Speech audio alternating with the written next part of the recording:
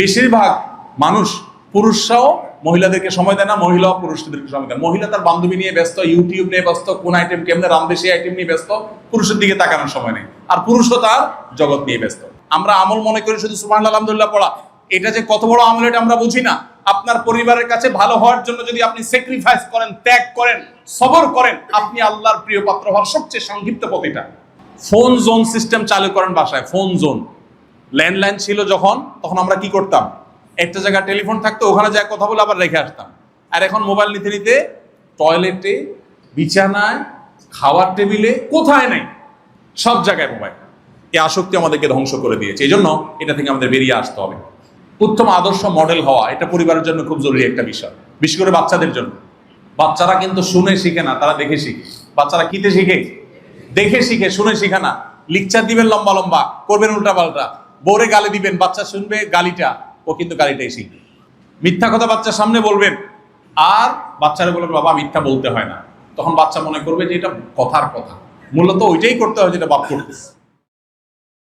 একটি আদর্শ মুসলিম পরিবারের রূপরেখা কি হতে পারে, একটি আদর্শ মুসলিম পরিবারের উপাদানগুলো কি কি হওয়া উচিত, সে বিষয়ে আমি কিছু কথা আপনাদের সঙ্গে আলোচনা করতে চাই। আল্লাহ রাব্বুল আলামিন পৃথিবীতে মানুষের অস্তিত্ব, মানব সভ্যতা টিকিয়ে থাকার একমাত্র ব্যবস্থা রেখেছেন, যার মাধ্যমে, তার নাম হলো পরিবার। পরিবার ব্যবস্থার মাধ্যমে পৃথিবীতে মানব সভ্যতা টিকে থাকবে। পরিবার ব্যবস্থা যদি হুমকির মধ্যে পড়ে, পরিবার ব্যবস্থা যদি ভেঙে পড়ে, তাহলে মানব সভ্যতা হারিয়ে যাওয়ার আশঙ্কা তৈরি হবে। পৃথিবীর যে সমস্ত দেশে পরিবার ব্যবস্থাকে খুব বেশি অ্যাপ্রিসিয়েট করা হচ্ছে না, বা পরিবার ব্যবস্থাকে নিরুৎসাহিত করা হচ্ছে, ভেঙে ফেলার চেষ্টা করা হচ্ছে, সেই দেশগুলোতে মানুষের জন্মের হার কমতে কমতে এমন পর্যায়ে এসেছে, প্রত্যেকটা উন্নত দেশ মানুষের জন্মের হার স্বাভাবিক রাখবার জন্য প্রাণান্তকর চেষ্টা করছে, কিন্তু কোনোভাবেই মানুষের জন্মের হার তারা স্বাভাবিক করতে পারছেন না। পৃথিবীর এমন উন্নত দেশ একটাও পাওয়া কঠিন হবে যে দেশে সন্তান জন্মের জন্য প্রণোদনা দেওয়া হয় না। কদিন আগে পত্রিকা দেখেছি যে কোনো এক দেশ রাতে নেট কানেকশন বন্ধ করে দিচ্ছে, বিদ্যুৎ বন্ধ করে দিচ্ছে, শুধুমাত্র মানুষের জন্মের হার স্বাভাবিক রাখবার প্রয়োজন। প্রত্যেকটা উন্নত দেশ মা বাবাকে টাকা পয়সা দিচ্ছে, যে একটা বাচ্চা হলে এত টাকা পাবা মাসে, দুইটা হলে এর বেশি পাবা, তিনটা হলে আরো বেশি পাবা, কিন্তু কাজ হচ্ছে না। কারণ পরিবার ব্যবস্থাকে তারা একটা সময় নিরুৎসাহিত করেছে, এমন পথে হেঁটেছে, মানুষ সন্তান জন্ম দেওয়ার প্রবণতা বা পরিবার ব্যবস্থার যে প্রবণতা, এটা থেকে মানুষ সরে গেছে। মানুষের টেন্ডেন্সি এবং প্রবণতা যখন একবার পরিবর্তন হয়ে যায়, সেটা দ্বিতীয়বার ফিরে আনা এত সহজ নয়। এই জন্য দেখবেন ইসলামী দণ্ডবিধিতে যত অপরাধের শাস্তির কথা আছে, ইসলামী শরিয়া বা বিচার ব্যবস্থা যদি থাকে, তখন সবচেয়ে কঠোর শাস্তি, ইসলামের চেয়ে কঠোর কোনো শাস্তি নেই, যে শাস্তি রাখা হয়েছে যদি কোনো বিবাহিত মানুষ ব্যভিচারে লিপ্ত হয় তার জন্য। এর জন্য যে নির্মম, যে করুণ শাস্তির কথা বলা হয়েছে, এত করুণ এবং নির্মম শাস্তি অন্য কোনো কিছুর ব্যাপারে বলা হয় নাই। কারণ এই ব্যভিচার যদি ব্যাপক হয়, তাহলে সমাজ থেকে মানুষ হারিয়ে যাবে, মানব সভ্যতা হুমকির মধ্যে পড়বে। পৃথিবীর প্রত্যেকটা উন্নত দেশ বাহির থেকে তরুণদেরকে ওয়েলকাম করছে। আমাদের দেশে যে সমস্ত এম্বাসি গুলো বসে আছে, উন্নত দেশের যে সমস্ত এম্বাসি গুলো বসে আছে, আপনি অবাক হবেন। এমন অনেক দেশ আছে যেই দেশের এম্বাসিতে আপনি একজন প্রতিষ্ঠিত ব্যবসায়ী হয়ে ভিজিট ভিসার আবেদন করেন, রিফিউজ হতে পারে, কিন্তু মোটামুটি ইংলিশ মিডিয়াম পড়ুয়া বা জেনারেল মিডিয়াম পড়ুয়া কোন একজন ভালো স্টুডেন্ট যদি স্টুডেন্ট ভিসার জন্য দাঁড়ায়, তাহলে রিফিউজ হওয়ার সম্ভাবনা খুবই কম। কোন কোন এমবাসিতে স্টুডেন্ট ভিসা অ্যাপ্রুভালের হার 98%। তার মানে কি, তাদের দেশে তরুণ নাই, তরুণ দরকার, এখান থেকে তরুণদেরকে তারা হায়ার করে নিতে চায়। প্রিয় ভাইরা আমার, আমি একটা কথা সব সময় বলি, আমাদের মুসলমানদের অনেক কিছুই নাই, জাগতিক অনেক কিছুরই অভাব আমাদের আছে, আমরা অনেক ক্ষেত্রে পিছিয়ে আছি। পশ্চিমা পৃথিবী আমাদের থেকে অনেক ক্ষেত্রে এগিয়ে আছে, কিন্তু একটা ক্ষেত্রে আমরা তাদের চাইতে বহুগুণ এগিয়ে আছি আলহামদুলিল্লাহ। সেটা হলো মুসলমানদের পরিবার ব্যবস্থা এখনো পৃথিবীর পূর্ব থেকে পশ্চিম যত উন্নত দেশ আছে, যে কোনো উন্নত দেশের চাইতে আলহামদুলিল্লাহ অনেক ভালো অবস্থানে আমাদের আছে। আমাদের দেশে এখনো মা বাবার সাথে সন্তানের যে ভালোবাসা, হৃদ্যতা, সন্তান মা বাবাকে, মা বাবা সন্তানকে যতটা ফিল করে, অধঃপতন যদিও আমাদের দেশেও শুরু হয়ে গেছে, অধপতনের পরেও আমরা যে অবস্থানে আছি, উন্নত দেশগুলো সেই অবস্থানে নেই।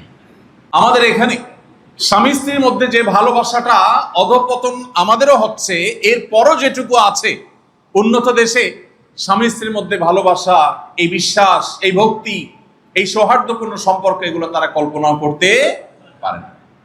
প্রিয় ভাইরা আমার, আমাদের এই সম্পদটাকে আমাদের ধরে রাখতে হবে, পরিবার ব্যবস্থাপনাকে টিকিয়ে রাখতে হবে, স্ট্রং করতে হবে, মজবুত করতে হবে।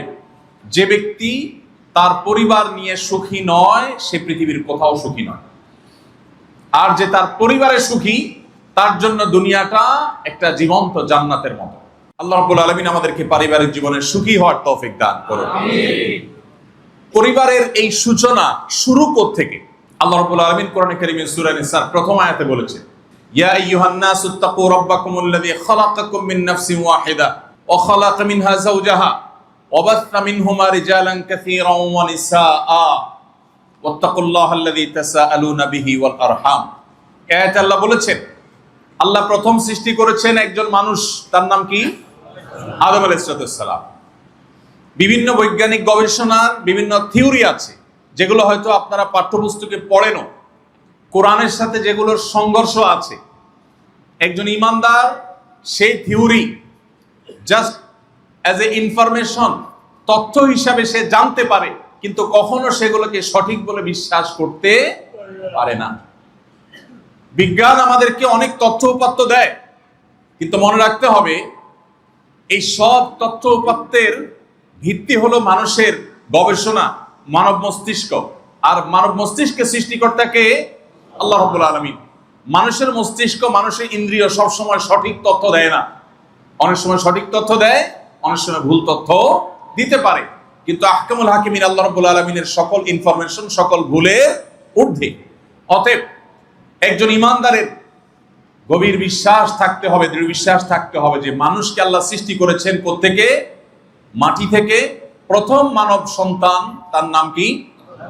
আদম আলাইহিস সালাম, আদি পিতা, মানব জাতির পিতা আদম আলাইহিস সালাম প্রথম নবী এবং প্রথম মানুষ। আল্লাহ বলেছেন এরপর তার থেকে তার স্ত্রী হাওয়া আলাইহিস সালামকে সৃষ্টি করেছে। তাহলে পরিবারের শুরু হলো আদম আলাইহিস সালাম থেকে তার স্ত্রী হাওয়ার মাধ্যমে। এরপরে তাদের উভয় থেকে আল্লাহ বলেছেন ওয়াবাসসা মিনহুমা রিজালান কাসীরান ওয়া নিসাআ, তাদের উভয় থেকে আল্লাহ তাআলা অগণিত পুরুষ এবং নারী সৃষ্টি করেছেন। এই হলো পরিবার ব্যবস্থাপনার শুরু। নবী করিম সাল্লাল্লাহু আলাইহি ওয়াসাল্লামের একটা ঐতিহাসিক হাদিস আছে, আপনারা অনেকে শুনে থাকবেন।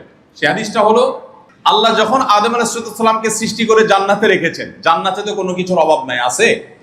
ফার্সিতে একটা কবিতা আছে, জান্নাত আজা কে আজারে নবাশত কাসে রাবা কাসে কারে নবাশত। জান্নাত সেই জায়গা যেখানে কোনো কষ্ট থাকবে না, কারোর সাথে কারোর কোনো লেনা দেনা থাকবে না, সেখানে সুখই সুখ থাকবে। সেই জান্নাতে আদম আলাইহিস সালামকে আল্লাহ সৃষ্টি করে যখন রেখেছেন, আদম আলাইহিস সালাম জান্নাতের এত নিয়ামত পাওয়ার পরও তিনি কিছুটা অস্বস্তি, কিছুটা অভাব বোধ করছিলেন। একা একা তার নিঃসঙ্গতা ভালো লাগছিল না। এই যে মানুষ সামাজিক প্রাণী, মানুষ একা একা থাকতে পছন্দ করে না। যে মানুষটা সৃষ্টিগত জন্মগতভাবে ইন্ট্রোভার্ট কিসিমের, চুপচাপ কিসিমের, তারও একান্তে কিছু মানুষের সাথে কথা বলতে ইচ্ছা করে, একান্ত শুধুই একা একা কেউ থাকতে চায় না। আদম আলাইহিস সালাম তার কাছে যখন নিঃসঙ্গতা অনুভব হচ্ছিল, আল্লাহ তাআলা তখন তার সঙ্গী হিসাবে সৃষ্টি করেছেন কাকে? হাওয়া আলাইহিস সালাতু ওয়াস সালাম। যখন স্ত্রী হাওয়া আলাইহিস সালামকে পেয়েছেন, তখন তার কথা বলার মানুষ হলো, সঙ্গী হলো তিনি। এই যে তার সাথে পথ চলা শুরু হলো, আগের সকল অভাব বোধ, সকল বোরিংনেস সব দূর হয়ে গেল। আল্লাহ তাআলা কোরআনে কারীমে বলেছেন, অমিন আয়াতিহি আন খালাকা লাকুম মিন আনফুসিকুম আজওয়াজা। আল্লাহর নিদর্শনগুলোর মধ্যে থেকে একটা হলো তোমাদের থেকে তোমাদের জীবন সঙ্গিনীকে আল্লাহ তাআলা তৈরি করেছেন। এর মানে আবার এটা না যে সকল স্বামীর হাড্ডি থেকে তার স্ত্রী তৈরি হয়েছে, এরকম একটা কথা আমাদের সমাজে প্রচলিত আছে। এটা না, প্রথম মানুষের ক্ষেত্রে এটা ঘটেছে, আর পরবর্তীতে আল্লাহ রাব্বুল আলামিন গোটা পৃথিবীর অন্য সমস্ত প্রাণীর মতোই মানুষের জীবনধারা অব্যাহত রেখেছেন। তো আয়াতে আল্লাহ বলেছেন কেন আল্লাহ তাআলা তোমাদেরকে এই পরিবার দিয়েছেন? লিতাসকুনু ইলাইহা। দুই শব্দে আল্লাহ পরিবার ব্যবস্থাপনার উদ্দেশ্য বলেছেন। লিতাসকুনু ইলাইহা, পরিবার ব্যবস্থাপনার উদ্দেশ্যই হলো যাতে মানসিকভাবে তোমরা প্রশান্তিতে থাকতে পারো। এজন্য যত কষ্ট মানুষ করুক, বেশিরভাগ মানুষই পরিবারের কাছে আসার পর তার কষ্ট একটু হলেও লাঘব করতে হ্যাঁ, আল্লাহর কিছু বান্দা বান্দি আছেন যে বাইরে তারা অনেক সুখে থাকে, ঘরে আসলে বরং অশান্তি। আছে না নাই? পরিমাণে খুবই কম, কিন্তু ওই অশান্তির মধ্যেও কিছু শান্তি আছে। শয়তান আমাদের কাছে ওইগুলাকে বড় করে দেখায়। বউয়ের সাথে, স্ত্রীর সাথে, ভাই বোনের সাথে, মা বাবার সাথে, পরিবারের লোকদের সাথে কিছু হলে শয়তান সেটাকে ফুলিয়ে ফাঁপিয়ে অনেক বড় করে দেখায়, আমাদের মেজাজ গরম হয়। কিন্তু আল্লাহ বলছেন যে পরিবার দেয়াই হয়েছে লিতাসকুনু ইলাইহা, যাতে পরিবারের কাছে গিয়ে তোমরা প্রশান্ত থাকতে পারো। আল্লাহ আমাদের সবাইকে সেই প্রশান্তির তৌফিক এবং নসিব করে। প্রিয় ভাইরা আমার, আল্লাহ বলেছেন ওয়াজআলা বাইনাকুম মাওয়াদ্দাম ওয়া রাহমাহ, পরিবারের মধ্যে আল্লাহ তাআলা অভূতপূর্ব অবর্ণনীয় ভালোবাসা এবং হৃদ্যতা দিয়ে দিয়েছে পরিবারের মধ্যে। এই পরিবারের হৃদ্যতা ভালোবাসা ছাড়া পৃথিবীতে কখনো মানুষ সুখী হতে পারে না। পৃথিবীর প্রত্যেকটা উন্নত দেশ উন্নতির চরম শিখরে তারা পৌঁছে গেছে। তাদের জীবনযাত্রা এত উন্নত যা আমরা হয়তো কল্পনাও করতে পারি না। তাদের এনভায়রনমেন্ট এত ভালো, পরিবেশ এত সুন্দর স্বচ্ছ যে একটু ধুলা নাই, ময়লা নাই, কালো ধোঁয়া নাই, কেউ কাউকে কষ্ট দেওয়া দেই নাই, অপরাধ প্রবণতা নাই, চুরি ডাকাতির ভয় নাই, খুন রাহাজানির ভয় নাই, রাস্তাঘাট পরিষ্কার স্বচ্ছ, নাগরিক সুযোগ সুবিধা এত বেশি যে বলার মতো না। সবই ঠিক আছে, কিন্তু শান্তি নেই। ঠিক না? ঠিক।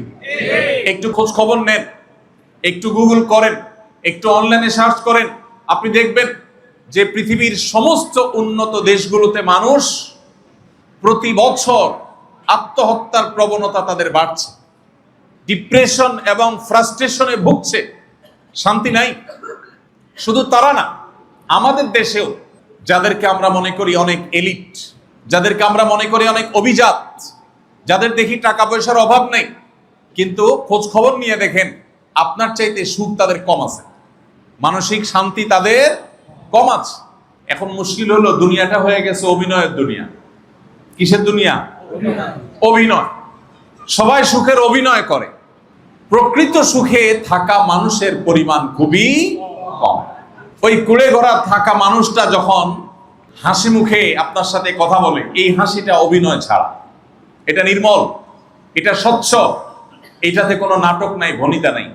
কিন্তু অনেক অভিজাত, অনেক সম্পদশালী, অনেক রিচ মানুষ আছেন যারা হাসে, কিন্তু এই হাসির পিছনে অনেক বেদনা লুকিয়ে থাকে।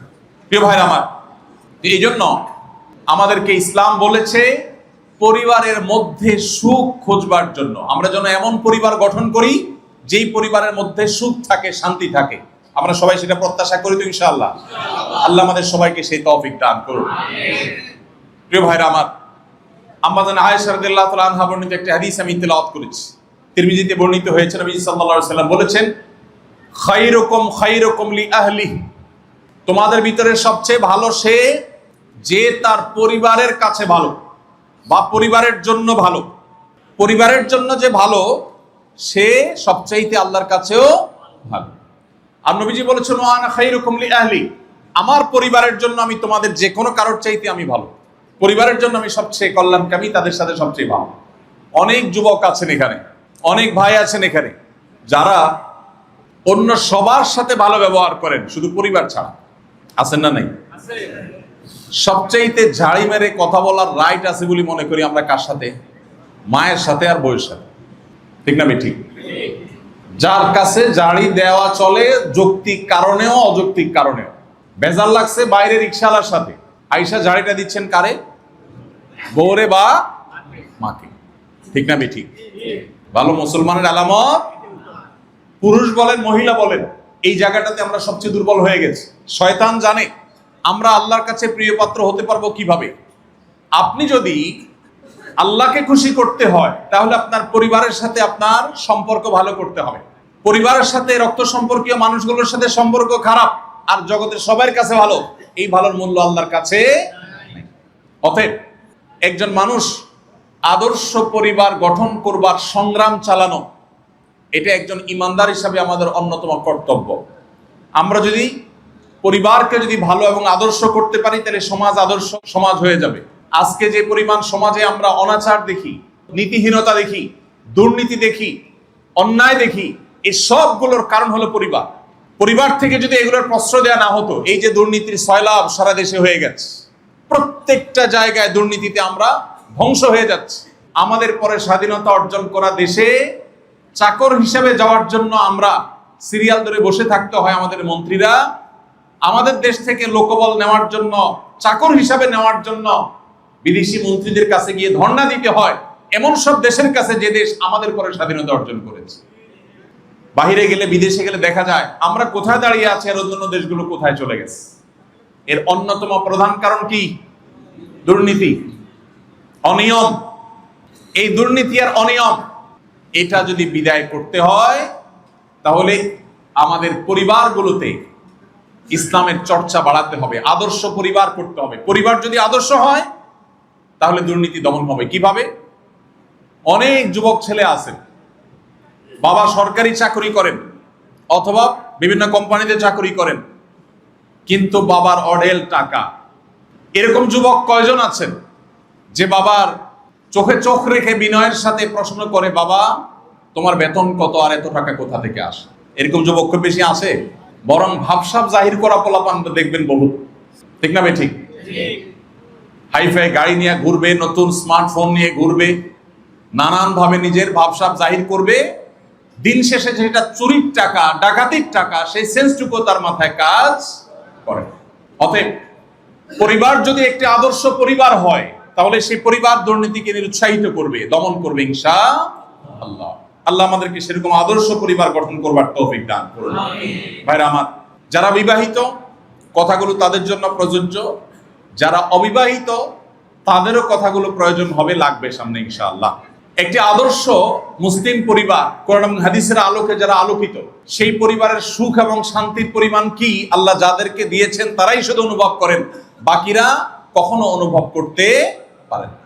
এই জন্য আপনাকে আগে সিদ্ধান্ত নিতে হবে, আপনি কি আসলে সুখ চান নাকি সুখের অভিনয়? কি চান? সুখ চান না অভিনয় চান? বুঝে শুনে বলতেছেন তো? সুখ চাইলে কিন্তু ভাবসাব নাও থাকতে পারে, বুঝেন নাই কথা? ভাবসাব নাও থাকতে পারে, খুব জেনাতন জীবন যাপন করবেন, কিন্তু সুখটা হবে। এটা চান নাকি ভাবসাবটা দরকার, সুখ থাকুক আর না থাকুক? মানুষ দেখবে, ওরে বাবা কি সুখী মানুষ, আসলে দুঃখের সাগরে ভাসতেছেন। এটা চান? প্রিয় ভাইরা আমার, তাহলে সেক্ষেত্রে একটি আদর্শ মুসলিম পরিবারের জন্য যে সমস্ত উপাদানগুলো আছে সেগুলো থাকতে হবে। নাম্বার 1, সঠিক পাত্র পাত্রী নির্বাচন। যারা ইয়াং আছেন, যুবকরা আছেন, আমার বোনরা যারা যুবতীরা আছেন, তাদের লক্ষ্য থাকবে জীবন সঙ্গী নির্বাচনে যেন তারা রাইট মানুষটাকে, সঠিক মানুষটাকে তারা নির্বাচন করতে পারে। আর যারা মুরব্বী আছেন, অভিভাবক আছেন, ছেলে মেয়ে, ছোট ভাই ব্রাদার, তাদেরকে বিয়ে শাদী দিতে হবে। তাদেরও টার্গেট হবে প্রপার এবং আসল ভালো মানুষটাকে নিজের অধীনস্থ ছোট ভাই, ছেলে মেয়ে, তাদের জীবন সঙ্গী হিসাবে করে আনার জন্য। নবী করিম সাল্লাল্লাহু আলাইহি সাল্লাম বলেছেন, তুনকাহুল মারআতু লিআরবাঈন। 4টি জিনিস দেখে সাধারণত সমাজে বিয়ে শাদী করে মানুষ। এর ভিতরে 1 নম্বর কোনটা দেখে করে বলেন তো? হ্যাঁ, টাকা পয়সা। এটা হলো 1 নম্বর। সবচেয়ে বেশি দেখা হয় কিসে? টাকা পয়সা। যে টাকাওয়ালা হোক, বাকিটা আমি বুঝে নিব, ঠিক না? ঠিক। প্রিয় ভাই আমার, নবীজি বলেছেন সম্পদ দেখে বিয়ে করা হয় সমাজে সাধারণত, আবার কখনো রূপ লাবণ্য দেখে, কখনো বংশমর্যাদা দেখে, কার মেয়ে, কার ছেলে, কার মামু, কার খালাতো ভাইয়ের শালি, এটা বড় ব্যাপার। কারণ এটাতে কি আছে? ভাব আছে। ভাব কি আছে? ভাব। ভাব কিন্তু বেশিরভাগ ক্ষেত্রে কি? অভিনয়। ভেতরে কিন্তু তা না। এই যে বিয়ের ক্ষেত্রে কখনো টাকা পয়সা, কখনো রূপ লাবণ্য, কখনো বংশমর্যাদা, গৌরব, এগুলো দেখে মানুষ বিয়ে করে। নবীজি সাল্লাল্লাহু আলাইহি ওয়াসাল্লাম এই হাদিসে শেষে বলেছেন, ফাজফার বিজাতিদ্দীন। তোমরা ধার্মিকতা দেখে জীবন সঙ্গী নির্বাচন করবে। যদি এটা করতে পারো তাহলে তুমি সফল হবে, সাকসেস। আপনার সুখী দাম্পত্যের মূল সূত্র হলো এটা, যে পাত্রপাত্র নির্বাচনের ক্ষেত্রে কি দেখে নির্বাচন করতে হবে? ধার্মিকতা, দিনদারিতা। ছেলে হোক আর মেয়ে হোক, দিনদারিতা থাকবে, সব কিছুর উপরে প্রায়োরিটি পাবে। ছেলের পরিবার দিনদার কিনা, মেয়ের পরিবার দিনদার কিনা, ছেলে নিজে দিনদার কিনা, মেয়ে নিজে দিনদার কিনা, এটা হলো সবচেয়ে গুরুত্বপূর্ণ ইস্যু। নবীজি বলেছেন এই দিনদারিতাটাকে অগ্রাধিকার দিয়ে তোমরা বিজয়ী হওয়ার চেষ্টা করবে, সফল হওয়ার চেষ্টা করবে। আল্লাহ আমাদের সবাইকে দিনদার জীবন সঙ্গী পাওয়ার তৌফিক দান করুন। যারা আগে থেকে বিয়ে করে ফেলেছেন, আল্লাহ তাআলা তাদের জীবন সঙ্গীকে দিনদার বানিয়ে দিন। প্রিয় ভাইরা আমার, মানুষের রূপ লাবণ্য, মানুষের টাকা পয়সার গৌরব, বংশমর্যাদা, সামাজিক ভাবসাব, এগুলো সবগুলোই গৌণ। এগুলো আজ আছে কাল নাই। কিন্তু মানুষের পার্সোনালিটি, ব্যক্তিত্ব, তার মনুষ্যত্ব, তার ভালো গুণ, তার দিনদারিতা, এটা উপভোগ্য। এটা কখনো সাধারণত পরিবর্তন হয় না, মরণ পর্যন্ত এটা উপভোগ্য থাকে, এটাই টিকে থাকে, আর বাকি কোনো কিছুর কোনো গ্যারান্টি নাই। এই জন্য জীবন সঙ্গী নির্বাচনটা গুরুত্বপূর্ণ।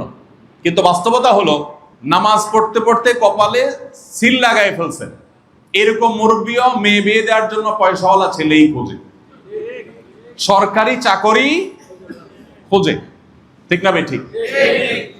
মুখে সুবহানাল্লাহ আলহামদুলিল্লাহ পড়বে, সবই ঠিক আছে, কিন্তু বিয়ে দেওয়ার জন্য এরকম খুঁজবে যে ছেলে না, টাকার বস্তা দরকার। কি দরকার? টাকার বস্তা। ছেলের সাথে বিয়ে দিতে রাজি না, কার সাথে দিবে? টাকার বস্তার সাথে। এই জন্য সংসারগুলো খুব ভালো যাচ্ছে তো, কি বলেন? ঘরে ঘরে অশান্তি আছে না নাই? প্রিয় ভাইরা আমার, মুশকিল হলো আল্লাহ তাআলা দুনিয়াটাকে এমন ভাবে তৈরি করেছেন, নবীজি সাল্লাল্লাহু আলাইহি সাল্লাম বলেছেন, আদ-দুনিয়া হুলওয়াতুন খাদিরা।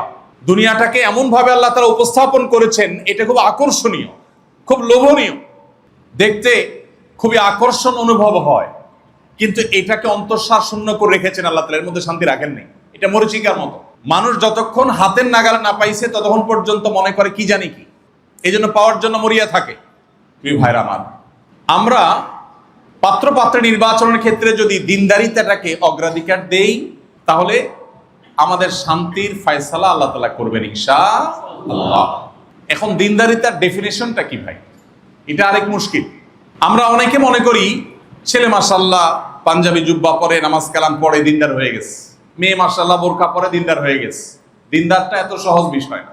প্রকৃত দিনদারিতা হলো আল্লাহর কাছে নিজেকে পরিপূর্ণভাবে সারেন্ডার করা। কোরআন এবং হাদিসের সামনে আর কোনো কথা নাই তার, সে নিজেকে সমর্পণ করে দিছে, এগুলো আসল দিনদার। এই মানুষ পাওয়া যায় খুব কম। লেবাসদারে দিনদার বহু আছে, ইবাদতে দিনদার বহু আছে, আচার আচরণে, কায় কারবারে, জীবন মরণ সবকিছু আল্লাহর জন্য উৎসর্গ করে দিয়েছে, আল্লাহর কথার বাইরে সে কোথাও চলতে রাজি না। এটা হলো আসল দিনদার। এই মানুষ কিভাবে চিনবেন? লেবাস দেখে তো মানুষ বোঝা যায় না। এটা চেনার সবচেয়ে বড় উপায় হলো সে কাদের সাথে উঠা বসা করে, তার ছোটবেলা থেকে কাদের সাথে চলাফেরা, কাদের সাথে উঠা বসা, তাদের রিপোর্ট নেওয়া, এটা সবচেয়ে গুরুত্বপূর্ণ। আরো বিভিন্ন ভাবে আমরা এটাকে এনশিওর করতে পারি। মেয়ের বাবারা যারা আছেন, আপনাদেরকে বলতে চাই, দিনদার ছেলে খোঁজার জন্য ফজরের নামাজে সামনের কাতারে থাকা যুবকগুলোকে খুঁজে বের করেন। ফজরের নামাজে সামনের কাতারে কনকনে শীত উপেক্ষা করে যে যুবক নামাজ পড়তে আসে, এই ছেলে দিনদার হওয়ার সম্ভাবনা জোরালো। ঠিক একইভাবে একজন মেয়ে পার্থিব কোনো লালসা যার নাই, এ হলো দিনদারিতার সবচেয়ে বড় মার্কা মেয়েদের ক্ষেত্রে। পার্থিব কোনো লালসা যার, অনেক মেয়ে আছে বোরকাও পরবো ঠিক আছে, নামাজও পড়বো, সবই ঠিক আছে, মাগার পাশে বাসার ভাবির সাথে কম্পেয়ার করে কিন্তু শাড়ি কিনতে হবে, গল্লিক ঠার ঠিক আছে না? না এরকম, এটা দিনদার না। দিনদারিতা লেবাসের নাম না, দিনদারিতা মানসিকতার নাম। আল্লাহ তাআলা আমাদের সবাইকে সেটা তৌফিক নসিব করে। প্রিয় ভাইরা আমার, আমাদের অফিসে একটু আগে আলাল ভাই বলছিলেন, আসুন্নাহ ফাউন্ডেশন আমাদের যে কল সেন্টার আছে, প্রতিদিন সকাল 8টা থেকে রাত 10টা পর্যন্ত অনেক লোক কল সেন্টারে সারা দেশের, দেশের বাইরের বিভিন্ন জায়গা থেকে মানুষ আসে, টেলিফোনের জবাব দেয়। যত কল আমাদের কাছে আসে, এর সবচেয়ে বেশি সংখ্যক কল আসে হলো এই পারিবারিক ইস্যুগুলোকে কেন্দ্র করে। শান্তিতে নাই মানুষ, বিচার এবং দরবার করতে হয় আমাদেরকে। এরকম মানুষ অগণিত সমাজে।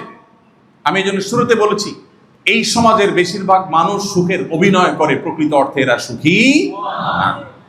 কিন্তু যে ব্যক্তি আল্লাহর গোলামীর সিদ্ধান্ত নিয়েছে, আল্লাহর কসম করে বলি, এই ব্যক্তির সুখ চূড়ান্ত হয়ে গেছে। এমন কি সে যদি তার পরিবারে সুখ নাও পায়, তার সান্ত্বনা আছে, সে জানে সে সবর এবং ধৈর্যের বিনিময়ে আল্লাহর কাছ থেকে সুখ পাবেই পাবে। টুমোরো সে আল্লাহর কাছ থেকে আজর পাবে ইনশাআল্লাহ। এই একটা জিনিস ওই ব্যক্তিকে যে সুখ দেয়, আর দুনিয়ার সমস্ত সম্পদ, পদমর্যাদা, ভাবসাব, এই সব কিছু হাসিল করার পরও একজন মানুষ সুখ নাও পেতে পারে। এই জন্য আমরা দোয়া করি, আল্লাহ তাআলা আমাদের যুবক ভাইদেরকে, যুবতী বোনদেরকে দিনদার, আল্লাহ ভীরু, প্রকৃত অর্থে আল্লাহর কাছে নিজেকে সঁপে দিয়েছেন, আল্লাহ বলেছেন আর কোনো সে নাই, আল্লাহ রসুল বলেছেন আর কোনো সে নাই, আর কোনো কথা নাই, এইরকম জীবন সঙ্গী সঙ্গিনী পাওয়ার তৌফিক আল্লাহ তাআলা দান করুন। এটার জন্য কিছু আমল করতে হবে, শুধু এখানে বসে বসে আমিন বললে হবে না। বলবো আমল। আমি আমার ছাত্র জীবন থেকে আমলটা করতাম। বুঝজ্ঞান হওয়ার পর যখনই বুঝছি যে বিয়ে শাদিত জীবন একদিন করতেই হবে, সো এই আয়াতের সাথে কোরআনুল কারীমের সূরা ফুরকানের ৭৪ নম্বর আয়াতের সাথে যেদিন পরিচিত হলাম, ওই দিন থেকে আয়াতটাকে আঁকড়ে ধরলাম। সকল দোয়া আল্লাহর কাছে কায়মন বাক্যে চাওয়া শুরু করলাম। আয়াতটা জানেন তো যুবকরা? শুধু যুবকরা না, এটা সবার, নারী পুরুষ যুবক বৃদ্ধ বিবাহিত অবিবাহিত সবার জন্য প্রযোজ্য। সবাই আল্লাহর কাছে এই দোয়া বেশি বেশি নিবেদন করবো। রব্বানা হাব লানা মিন আজওয়াজিনা ওয়া যুররিয়্যাতিনা কুররাতা আয়ুন ওয়াজআলনা লিল মুত্তাকিনা ইমামা। ও আমার রব, আমাকে এমন পরিবার দেন, স্ত্রী এবং সন্তান এরকম দেন যারা আমার চক্ষু শীতল করে দিবে, নয়ন জড়িয়ে দিবে। আল্লাহু আকবার। আল্লাহর শব্দ, আল্লাহ নির্বাচিত শব্দ, আল্লাহ নিজে দোয়া শিখিয়ে দিয়েছেন। এই শব্দের রহস্য আপনি চিন্তা করেন। আমরা তো আল্লাহর কাছে ভুল দোয়া করি অনেক সময়।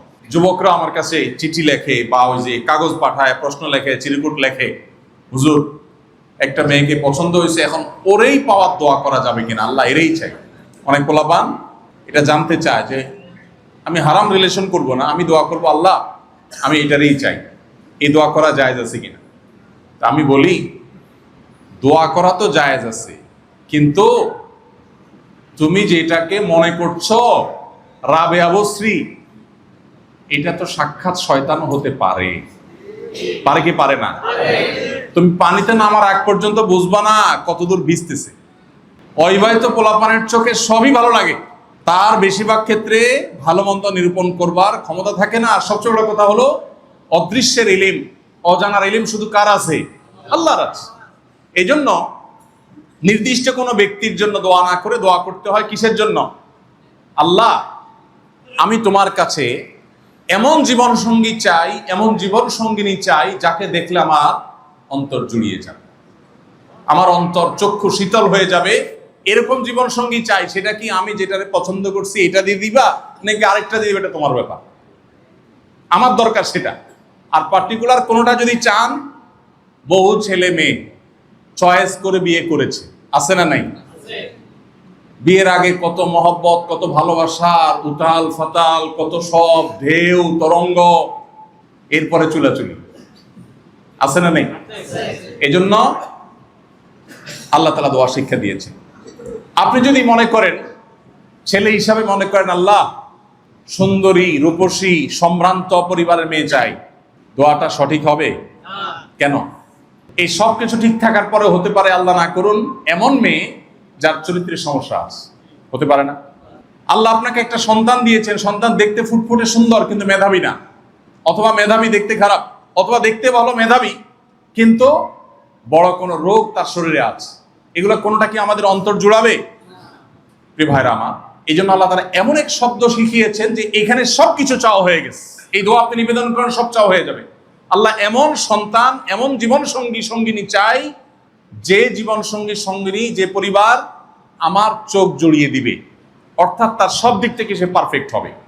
তাহলে এই দোয়াটা আপনি যদি নিয়মিত করেন, এই দোয়া শেষ অংশে আল্লাহ আমাকে শিখাচ্ছেন ওয়াজআলনা লিল মুত্তাকিনা ইমামা, আর আমার পরিবারের সদস্যদেরকে আপনি, আমাদেরকে আপনি মুত্তাকিদের ইমাম বানায় দেন। ভাইরা আমার, যারা দ্বীনের সাথে পরিপূর্ণভাবে পরিচিত না, তারা দিনদার ফ্যামিলিগুলো, যেখানে স্বামী স্ত্রী দিনদার, ছেলে মেয়ে আল্লাহকে বুঝে, আল্লাহর কাছে সারেন্ডার করেছে, আত্মসমর্পণ করেছে, প্রকৃত অর্থে মুসলমান হয়েছেন, এই মানুষগুলোর জীবনে সুখ শান্তি আল্লাহর কসম আপনি কল্পনাও করতে পারবেন না। আল্লাহ তাআলার কাছে লাখো কোটি শুকর, আল্লাহ আমাদেরকে সেই নিয়ামত দিয়েছেন। সেই নিয়ামত আমরা প্রতি মুহূর্তে অনুভব করি, আর আফসোস করে সেই মানুষগুলোর জন্য যারা সুখের অভিনয় করে। সুখের কি করে? অভিনয় করে। ফেসবুকে দাঁত বাইর করে দুজন ছবি পোস্ট করতেছে, এরপরে যাইয়া চুলাচুলি শুরু, আছে না নাই? এই জন্য সঠিক মানুষ নির্বাচনের জন্য সবকিছুর উপরে দিনদারিতাকে অগ্রাধিকার দিতে, যুবকরা সে দিনদার মানুষ পাওয়ার জন্য শুধু এই দোয়া পড়লেও হবে না, আরেকটা কাজ করতে হবে, সেটা হলো নিজেদেরকে দিনদার হতে হবে। নিজেদেরকে কি হইতে হবে? অনেক ছেলে আছে দুনিয়ার হারাম সম্পর্ক করবে মেয়েদের সাথে, আর মহিলা মাদ্রাসার প্রিন্সিপালের সাথে যায় বাইল করবে, খাতির করবে, হুজুর আপনার ভালো ছাত্রীটা কিন্তু আমার জন্য রাখেন। আছে না নাই? অনেকে আছে আকাম করার বেলা উস্তাদ, কিন্তু বউ হিসাবে নির্বাচনের জন্য আবার ঠিকই একটা দিনদার পাত্রী চায়। অনেকের কপালে পড়ে যায়, আর বেশিরভাগই নসিবে হয় না। এই জন্য ভাইরা, আল্লাহর কাছে নিজেদেরকে দিনদার আর মুত্তাকি হিসাবে গড়ে তুলতে হবে। আল্লাহ আমাদের সবাইকে সেই তৌফিক দান করুন। তাহলে একটি আদর্শ মুসলিম পরিবারের প্রথম উপাদান হলো পাত্র পাত্রে নির্বাচনের ক্ষেত্রে সঠিক মানুষটা নির্বাচন করা। আর এখানে সঠিকতার মানদণ্ড হলো কি? দিনদারিতা, আল্লাহ ভীরুতা। আল্লাহ আমাদেরকে সেই তৌফিক দান করুন। মেয়েদের মধ্যে যদি অল্পে তুষ্টির গুণটা থাকে, খাই খাই ভাব না থাকে, ওই যে সে যদি আল্লাহর কাছে নিজেকে সারেন্ডার করে থাকে, তাহলে সে সমাজে অন্য ভাবিদের সাথে কম্পেয়ার করবে না। সে বরং ছাড় দিবে, ছাড় দিবে, ছাড় দিবে, তার কোনো ডিমান্ড থাকবে না। এবং এই জিনিসটাই একটা সুখী মুসলিম পরিবারের মূল সূত্র। এই জিনিসটা সহজে পাওয়া যায় না। মা বাবাদের কর্তব্য সন্তানদেরকে এগুলো দিয়ে শিক্ষা দেওয়া, বড় করা, এগুলো দিয়ে অভ্যস্ত করা। আমি একটা কথা সবসময় বলি, এখন বেশিরভাগ বাবা মার কাজ হলো ছেলে মেয়েকে ভোগবাদী বানানো। কিভাবে ভোগ করবে? ছেলে মুখ দিয়ে বলছে, মেয়ে মুখ দিয়ে বলছে, পাগল হয়ে গেছে ওটা দেওয়ার জন্য। আরে ভাই দেন, ঠিক আছে, ছেলে মেয়ের মুখে হাসি ফোটাবার চেষ্টা করেন, ঠিক আছে, কিন্তু ওদেরকে ত্যাগ শিখান, স্যাক্রিফাইস শিখান। 31st নাইটে সে আতশবাজি করার জন্য টাকা চায়, তারে বোঝান যে তোমার এই আতশবাজি বহু মানুষের কষ্টের কারণ হবে, এটা কোনো মনুষ্যত্ব নয়। তাকে বুঝান, সে যা চাইবে সব দেওয়ার মধ্যে কল্যাণ নাই। তাকে বুঝান যে মানুষ যা চায় সবকিছু পাইতে হয় না, পৃথিবী সবকিছু পাবা না, স্যাক্রিফাইস শিখো। আল্লাহ আমাদের সবাইকে সেই তৌফিক দান করুন। দ্বিতীয়ত, একটা মুসলিম পরিবারের, আদর্শ মুসলিম পরিবারের দ্বিতীয় উপাদান হলো স্বামী স্ত্রী এবং পরিবারের সব সদস্যরা আল্লাহর গোলাম হয়ে যাওয়া। কি হয়ে যাওয়া?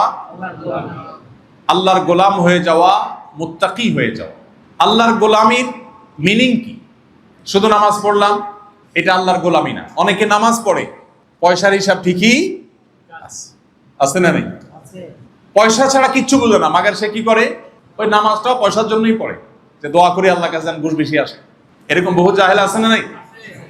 প্রিয় ভাইরা আমার, পরিবারের সদস্যদেরকে যদি আল্লাহওয়ালা বানাতে পারেন, আল্লাহর গোলাম বানাতে পারেন, তাহলে কি হবে জানেন? আপনার সন্তান আপনার শান্তির কারণ হবে, আপনার স্ত্রী, আপনার স্বামী আপনার শান্তির কারণ হবে। এই জিনিসগুলো এখন সোনার হরিণ হয়ে গেছে ভাই। প্রত্যেকটা পরিবারে আমরা এমন সব বিষয়গুলোর জন্য এক্সারসাইজ করি, চেষ্টা করি, কসরত করি, যেগুলো আসলে আমাদের সুখের মূল সূত্র না। হয়তো বেঁচে থাকার মাধ্যম, হয়তো আমাদের প্রয়োজন, কিন্তু সুখের মূল সূত্র হলো আমাদের মানসিকতার পরিবর্তন। সেটা হলো আল্লাহর গোলাম হওয়া। নবীজি সাল্লাল্লাহু আলাইহি ওয়াসাল্লাম বলেছেন, লাইসাল গিনা বিকাসরাতিল আরদ, লাইসাল গিনা বিকাসরাতিল আরদ ওয়ালাকিন্নাল গিনা গিনান নাফস। অনেক সম্পদ হওয়া এটা প্রাচুর্য নয়। প্রকৃত সচ্ছলতা এবং প্রাচুর্য নিহিত হলো মানুষের অন্তরের সচ্ছলতার উপর। যে ব্যক্তি যা আছে এটাতে খুশি, সে হলো আসল সুখী। আর যার নাই নাই খাই খাই ভাব আছে, এই ব্যক্তি কখনো সুখী হয় না। এই জন্য পরিবারের সদস্যদেরকে যদি আপনি দিনদার বানাতে পারেন, আল্লাহ ভীরু করতে পারেন, কোরআন এবং হাদিসের অনুসারী করতে পারেন, আল্লাহর সাথে পরিচয় করান, সিরাতে রাসূলের সাথে পরিচয় করান, তাহলে আপনার পরিবারের সদস্যরা না খেয়ে বা অল্প খেয়েও তারা তুষ্ট থাকবে। আল্লাহ আমাদেরকে সেটা তৌফিক নসিব করুন। এই পরিবার এখন সোনার হরিণ হয়ে গেছে। যারা আগে থেকে বিয়ে শাদী করে ফেলেছেন, এখন হয়তো একজন দিনে আসছেন, আরেকজন আসেন নাই, স্ট্রাগল করছেন, ঘরে ঘরে এই সমস্যা আছে, তাদের একদিকে আল্লাহর কাছে চোখের পানি ফেলা উচিত। আবু হুরায়রা রাদিয়াল্লাহু আনহু সাহাবী, তার নাম তো শুনেছেন না? উনার মা অমুসলমান ছিলেন, মুশরিকা ছিলেন, উনি মুসলিম ছিলেন। মায়ের জন্য দোয়া করতেন, মা তাকে প্রহার করতেন কেন মুসলমান হয়েছে সেজন্য, কিন্তু ছেলে হাল ছাড়েন নাই। নবীজির কাছে এসে দোয়া চেয়েছেন, হে আল্লাহর রাসূল, আমার মার জন্য একটু দোয়া করেন, হাত তুলে। নবীজি আল্লাহর কাছে দোয়া করেছেন, আল্লাহ আবু হুরায়রার মাকে তুমি হেদায়েত দান করো। নবীজি দোয়া আল্লাহ কবুল করেছেন। ঘরে যায় দেখে মা প্রস্তুতি মানানোর জন্য। চোখের পানি ফেলে পরিবারের সদস্যদের জন্য দোয়া করতে হবে এবং তাদেরকে দ্বীনি পরিবেশ দিতে হবে। দ্বীনি পরিবেশ দিবেন, সন্তান দিনদার হবে। এমন পরিবারের সাথে মিশাবেন যে পরিবার দিনদার, যাদের মধ্যে দ্বীনের প্র্যাকটিস আছে, যারা খাই খাই করে না, যে পরিবারের ছেলে মেয়ে মোবাইল টিভি ছাড়া কিছু বোঝে না, যাদের মধ্যে স্মার্টফোনের আসক্তি আছে, যাদের মধ্যে নেটে পড়ে থাকার, ডুবে থাকার, গেমের মধ্যে বুঁদ হয়ে থাকার আসক্তি আছে, ওই সব পরিবারগুলো থেকে সন্তানকে বাঁচাবেন। ওটা ভাইরাস, সংক্রমণ করবে, আপনার সন্তানকে ধ্বংস করবে। বাঁচাবার চেষ্টা করবেন। আল্লাহ আমাদের সবাইকে সেই তৌফিক দান করুন। 3 নম্বর, একটি সুখী মুসলিম আদর্শ পরিবারের অন্যতম উপাদান হলো সুন্দরভাবে দিনাতিপাত করা, সুন্দরভাবে দিন যাপন করা, একে অন্যের হক আদায় করা, পরস্পরের হক সম্পর্কে সচেতন হওয়া। এখন গোটা পৃথিবীতে মানুষ অনেক বেশি অধিকার সচেতন, নিজের অধিকারের ব্যাপারে অনেক সচেতন। ডক্টর আব্দুল্লাহ জাহাঙ্গীর রহমাউল্লাহর নাম তো আপনারা শুনেছেন না? ডক্টর আব্দুল্লাহ জাহাঙ্গীর রহমাউল্লাহ ক্ষণজন্মা মনীষীদের একজন ছিলেন, ইসলামী বিশ্ববিদ্যালয় কুষ্টিয়ার প্রফেসর ছিলেন। তিনি বলতেন, আমরা এখন বেশিরভাগ মানুষ অধিকার সচেতন। ইসলাম আমাদেরকে বলেছে মূলত কর্তব্য সচেতন হতে। কি হতে বলেছে? কর্তব্য সচেতন। আমার অধিকার নিয়ে সচেতন আমি হতেই পারি, দোষের বিষয় না, কিন্তু তার চাইতে বেশি আমাকে কর্তব্য সচেতন হতে হবে। এখন দেখবেন সবাই বলে আমার অধিকার, এটা বলে না আমার কর্তব্য। একটা সুখী দাম্পত্যের জন্য বা সুখী পরিবারের জন্য এই জিনিসটা সবচেয়ে জরুরি বিষয় যে সবাই কর্তব্য সচেতন হবে। একজন সন্তান চিন্তা করবে আমি বাবা মার কি কি অধিকার আদায় করার আছে সেটা আমি আদায় করব। এখন দেখবেন ছেলে মেয়েরা, বাচ্চারা অভিযোগ তোলে যে আমার বাবা এটা করলো না, আমার মা ওটা করলো না, আমার হক নষ্ট করলো। হ্যাঁ, তারা যদি অন্যায় করে থাকে আল্লাহর কাছে তারা দায়ী থাকবে, বাট আমি সন্তান হিসেবে আমার কর্তব্যকে আমি সেটা দেখবো। ঠিক একইভাবে আমাদের কাছে প্রায় সময় দেখি প্রশ্ন দেয়, প্রশ্ন দেখে আমরা বুঝতে পারি এই প্রশ্ন কোত্থেকে আসছে। প্রশ্ন পড়ার পর বোঝা যায় যে এই প্রশ্নের সূত্র কি। অনেকে প্রশ্ন লেখে, হুজুর স্ত্রীর অধিকার নিয়ে একটু আজকে ওয়াজ করবেন। এই প্রশ্ন পড়ে আমরা বুঝতে পারি এটা কোনো মহিলার প্রশ্ন, কারণ উনি স্ত্রীর অধিকার নিয়ে ওয়াজ করতে বলছেন, মানে স্বামীরা আজকে নিয়ে আসছেন, আসামি হাজির। এখন হুজুর একটু আপনি ওয়াজ করে দেন যদি আমার জামাইটা মানুষ হয়ে যায়। আবার অনেকে প্রশ্ন লেখে, হুজুর স্বামীর অধিকার নিয়ে একটু কথা বলেন। এর মানে প্রশ্নটা করছে কে? পুরুষ। বউ আসছে আজকে ওয়াজ শুনতে, বউরে শোনাবে, এই জন্য সে তার কথা বলে। এইটা দেখা যায় না যে পুরুষ বলতেছে যে আমি একজন স্বামী, আমি আমার স্ত্রীর কর্তব্য কিভাবে আদায় করতে পারি, কি কি কর্তব্য আছে আমাকে জানায় দেন, যাতে কিয়ামত দিন আমার দাঁড়ায় থাকতে না হয়। এই মানুষ পাওয়া যায় না। যেই পরিবারে প্রত্যেকটা মানুষ কর্তব্য সচেতন হবে সেই পরিবারের শান্তি অবধারিত। আল্লাহ সেই পরিবারের শান্তি দিবেনই দিবেন। আপনি যদি বলেন যে না আমি কর্তব্য সচেতন কিন্তু আমার সঙ্গী কর্তব্য সচেতন না, অসুবিধা নেই। যিনি কর্তব্য সচেতন না তিনি আল্লাহর কাছে দায়ী থাকবেন, কিন্তু আপনি কর্তব্য সচেতন, আপনার শান্তি নিশ্চিত। আপনি দুনিয়াতে কিছুই পাচ্ছেন না, আল্লাহর কাছে পাবেন। অনেক বোনরা আমাদের কাছে আসেন, চোখের পানি ফেলেন, কান্নাকাটি করেন, ভাই অশান্তির মধ্যে আছি। কি হয়েছে? স্বামীটা অমানুষ, শাশুড়িটা অমানুষ, দেবরটা অমানুষ, ননদটা অমানুষ, সব অমানুষ। আছেন অনেক আল্লাহর বান্দাবান্দি এরকম। আবার অনেক ছেলে পুরুষরা আসেন যে ভাই আমার এই অসুবিধা। আমি বলি এই অসুবিধা, এই দুঃখের কি কোনো শেষ আছে না নাই? শেষ নাই। কিভাবে শেষ হবে বলেন? আর কিছু না হোক, মৃত্যু আসলেই তো শেষ। মরার পরে কি আপনাকে আর টর্চার করতে পারবে? সে পারবে না।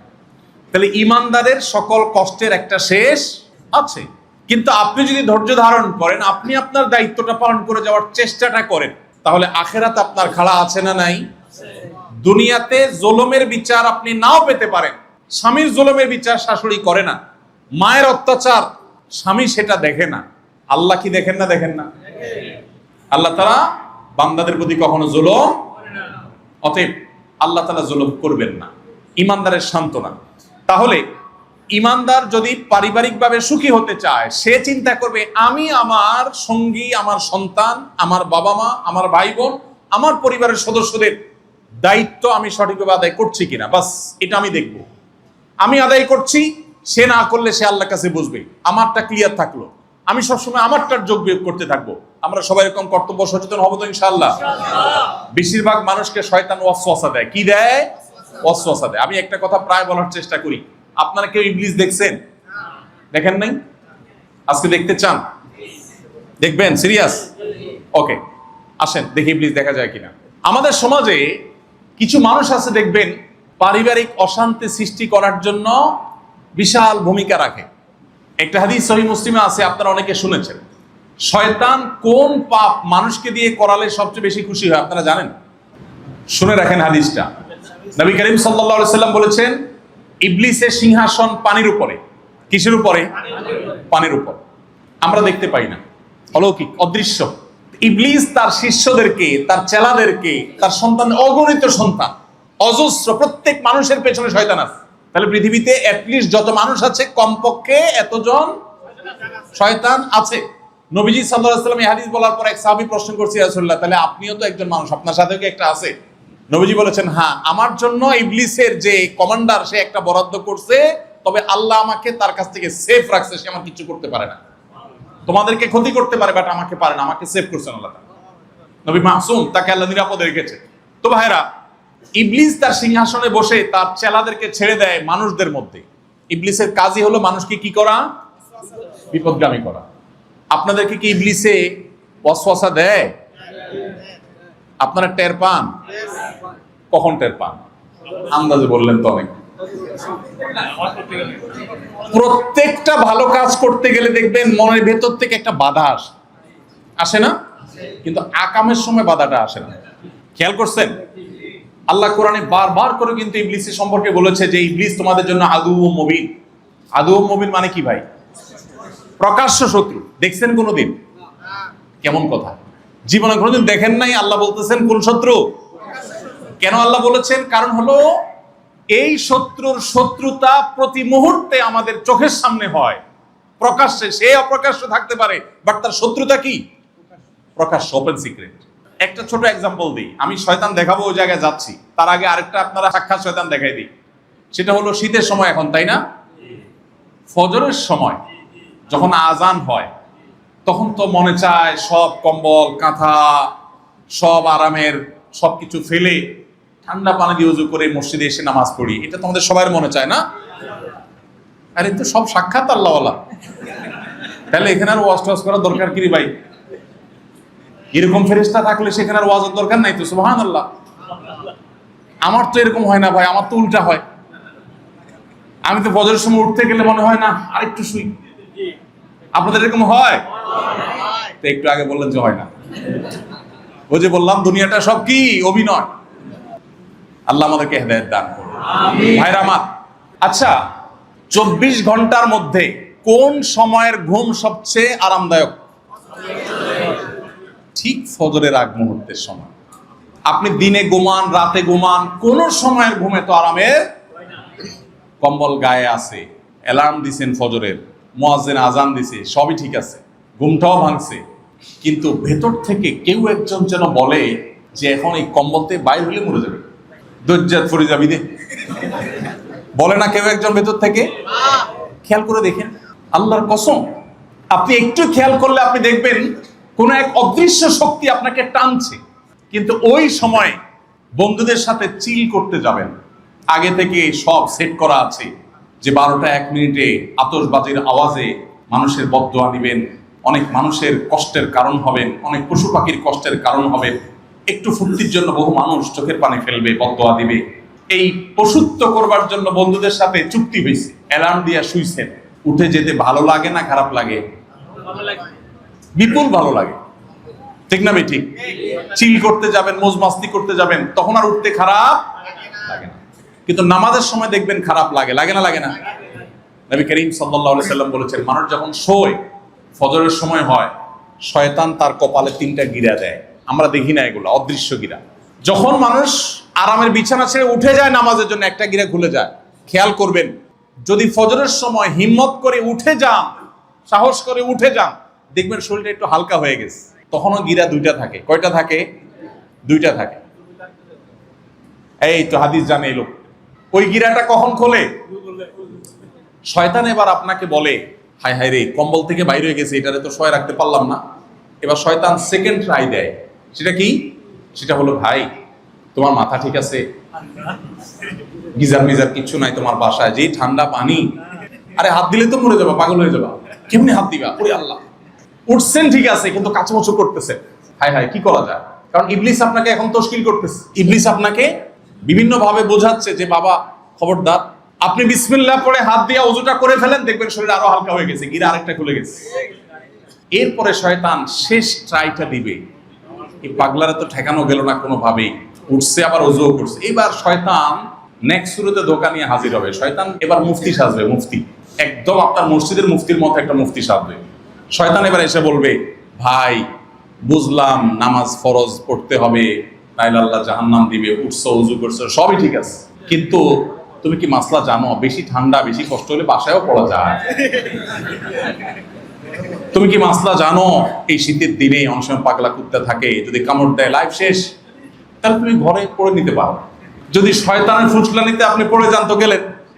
আর যদি হিম্মত করে বলেন না আল্লাহ ভরসা, শীতের কাপড় চোপড় পরে বের হয়ে গেছে, নামাজটা পড়ে যখন আপনি বের হবেন, ফজর নামাজটা পড়ে যখন আপনি বাসা যাবেন, আল্লাহর কসম, আল্লাহর নেয়ামত যদি আপনি উপলব্ধি করতে চান, যাদের এই স্বাদ আস্বাদন করার কপালে নসিব হয় না, তারা একটু পরীক্ষা করে দেখেন। আর যাদের নসিব হয়েছে তারা বলতে পারবেন। নবীজি বলেছেন, ফজর নামাজটা যখন সে পড়তে মসজিদে চলে আসে, তার শরীর থেকে, তার কপাল থেকে 3 নম্বর গিরাও খুলে যায়, ফ্রেশ হয়ে যায়। ফাসবাহা নাশীতান নফস, তখন সে একদম ফ্রেশ মুড হয়ে যায়। আর যে ব্যক্তি ওই কম্বলে কাচমুচি করে শুয়ে থাকে বা শয়তানের প্ররোচনায় প্ররোচিত হয়ে যায়, নবীজি বলছেন সে আর উঠতে পারে না। সে হয়তো আরামের ঘুম ঘুমায়, কিন্তু এরপর সারাদিন ফাসবাহা খাবিসান নফস, তার মনের ভেতর থেকে এক ধরনের নোংরা ফিল হয় যে আমি নামাজটা পড়লাম না, ফজরটা নষ্ট করলাম, সে ভালো ফিল করতে পারে না। তো শয়তানের সাথে এই লড়াই কিন্তু হয়। ভারতের একজন কবি উর্দু ভাষায় বলেছেন, সম্ভবত কবি জিগর মুরাদাবাদী বলেছেন, আরে ये कुश्ती तो है अमर भर की, कभी वो दबा ले कभी तू दबा ले। শয়তানের সাথে লড়াই তো আজীবনের, কখনো ও তোমাকে কাত করে ফেলবে, কখনো তুমি কাত করে ফেলবে। বাচ্চা কাচ্চাকে শয়তানের সাথে ফাইট শিখাবেন। গোটা কোরআনে আল্লাহ তাআলা ফাইট শিখাইছেন। আমরা শয়তানের আলোচনা করি না, শয়তানের ওয়াজ শুনেন এখন নাই, উদাও হয়ে গেছে। এটা শয়তানের বড় শয়তানি, হুজুরদের ওয়াজ থেকে নিজেরে আড়াল করে ফেলছে। যেই কোরআনের পাতা পাতা আল্লাহ শয়তানের কথা বলেছে, সেখানে আমরা ওয়াজ শয়তান নিয়ে কথা বলি না। এখন শয়তান জিনিসটা আমাদের জেনারেশনের কাছে অনেকটা কাল্পনিক হয়ে গেছে, নাউজুবিল্লাহ। অথচ শয়তানের অস্তিত্ব আছে এবং আমরা প্রতি মুহূর্তে অনুভব করি, বাট আলোচনা নেই। তো যেটা বলছিলাম, শয়তান কিন্তু সারাক্ষণ আমাদেরকে খারাপ কাজের পথে পরিচিত করে। আপনি দেখবেন মনে ভালো কাজের দিকে টানে না, আকামের জন্য ঠিকই টানে। এই জন্য সাক্ষাৎ শয়তান যদি দেখতে চান, ওই যে নবীজি বলেছেন সহিহ মুসলিমের হাদিস, যেটা বলছিলাম, শয়তান পানির উপরে তার সিংহাসন স্থাপন করে বলে, তার ইবলিস তার সদস্যদেরকে পাঠায় বলে, কে কি আকাম করে আসছো আজকে বলো। ওই যে সে তো শত্রু, আমাদেরকে জাহান্নামে নেওয়া হলো তার টার্গেট। আল্লাহ কোরআনে কারিমে কতবার কত জায়গায় শয়তান সম্পর্কে বলেছে।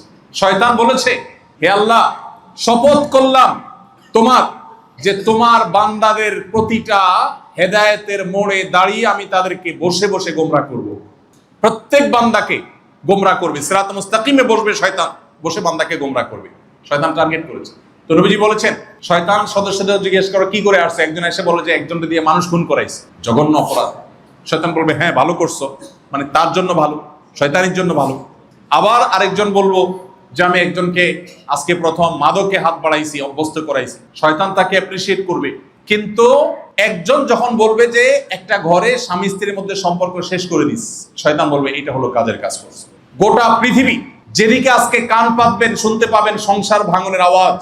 আলাল ভাই যে বলেছেন, এই বই আমরা তৈরি করেছি, আমরা চাই এই বই কোটি কোটি কপি মানুষের হাতে হাতে যাক, মানুষ পড়ুক।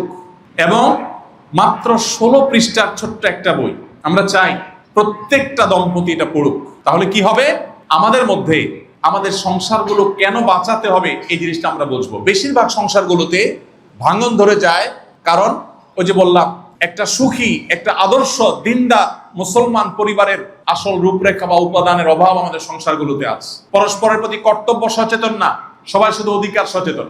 আমি একটা কথা সবসময় বলি, বিশেষ করে আমার বোনদেরকে, এই পুরুষ শাসিত সমাজে আমাদের বোনরা অনেকে নির্যাতিত। আবার অনেক সময় উল্টাটাও হয়, পুরুষ নির্যাতিত বেচারা বলতে পারেন, আছে না নেই?